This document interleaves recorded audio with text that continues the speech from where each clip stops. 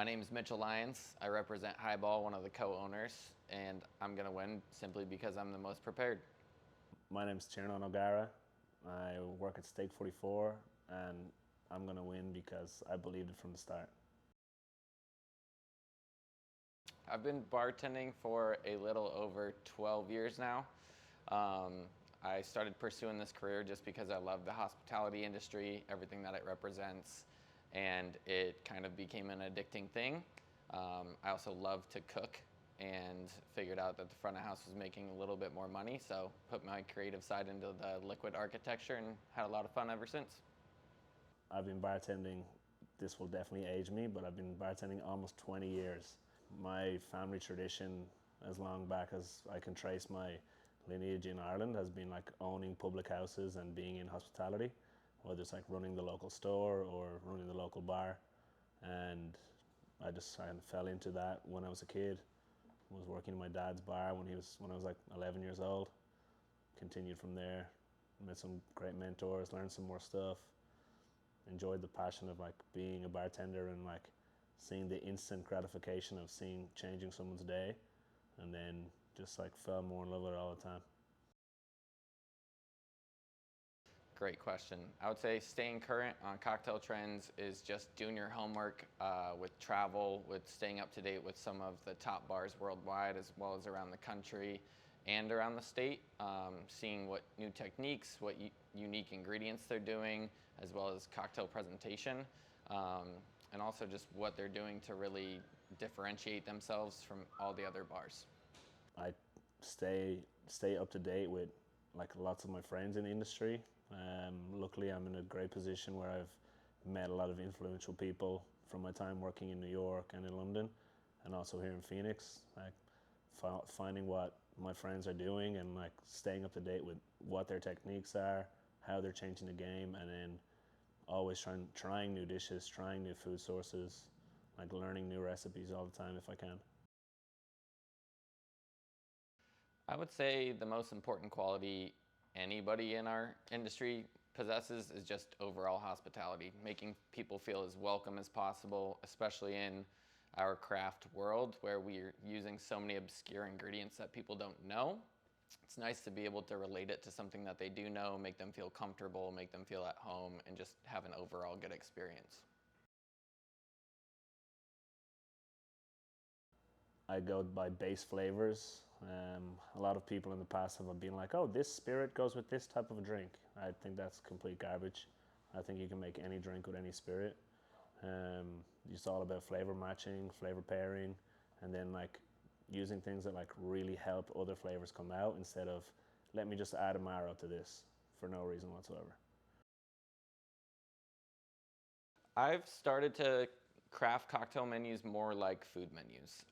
So making sure that there is a cocktail for everybody, kind of starting it off a little bit lighter, brighter, more of that refreshing kind of appetizers for everybody.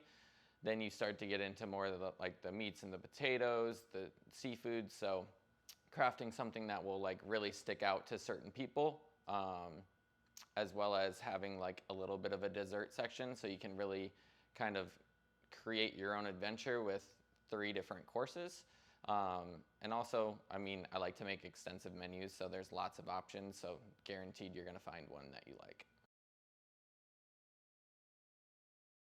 Yeah, I'd be raspberry because like kind of goes with everything, but you really need to know how to mix it, or it's the only thing that's there. You and all these weird ass questions, I love it. All right, if I was a cocktail ingredient, I would be ice.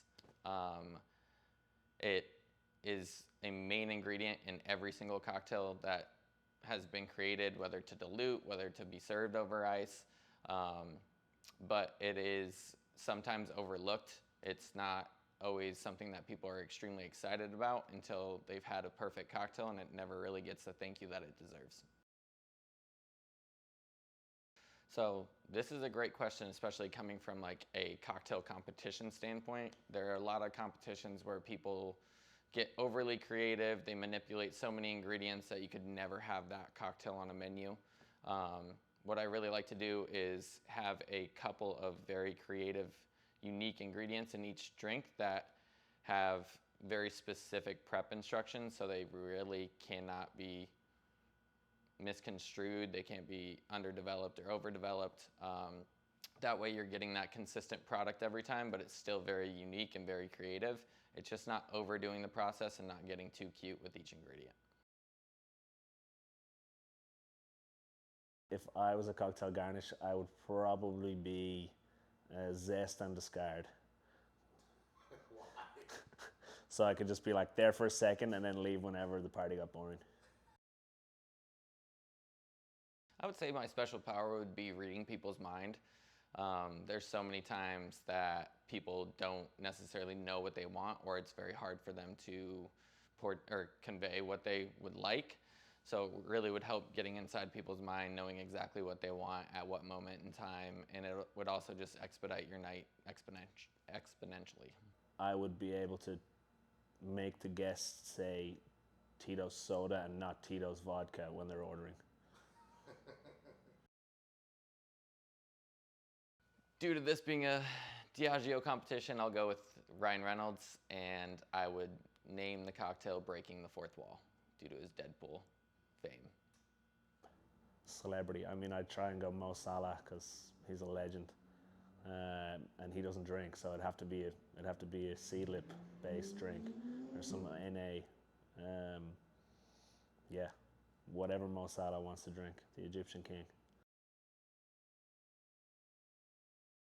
I mean, I love.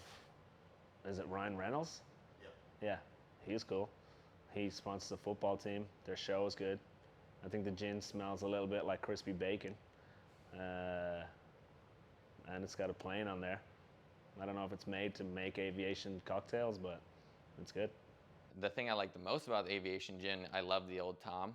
The Old Tom is a very unique gin, aged in single malt American whiskey barrels.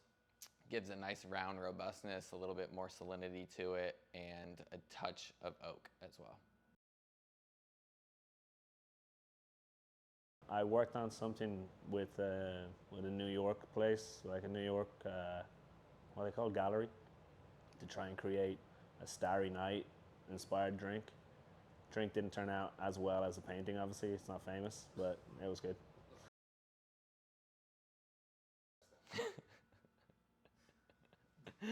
I feel like I would have to figure out how to make something levitate. I mean, that's always what we see with aliens is them pulling somebody from the earth. So I'd have to figure out how to make either liquid levitate out of the glass or just the cocktail itself.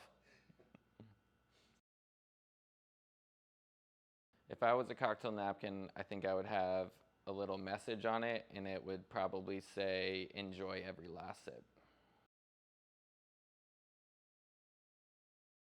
Probably Rihanna, bitch better have my money. Sunshine by Atmosphere. Just brings a smile to my face. Something easy to rock out to behind a bar, and I feel like it would probably make all of my drinks taste better. I mean, he's just a well-rounded competitor. He's extremely knowledgeable. If there is a trivia round, he's going to take that for sure. But he's overall just very, very well-rounded. I respect him a lot as a competitor, just a fellow bartender. His hospitality is great, and he knows how to use very unique ingredients, very light ingredients in very delicate ways, and it's an extreme talent. He has, I guess, hometown favorite. He is a known industry bartender. Most people don't know me in the city, but they will after next week.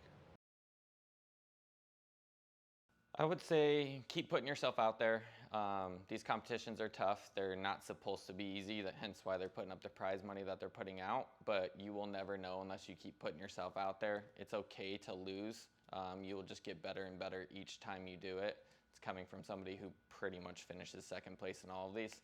So have fun, express yourself, and don't overcomplicate things. That you'll never make it unless you try again. And that just because I'm in the final and Mitch's in the final doesn't mean we haven't failed 100 times already.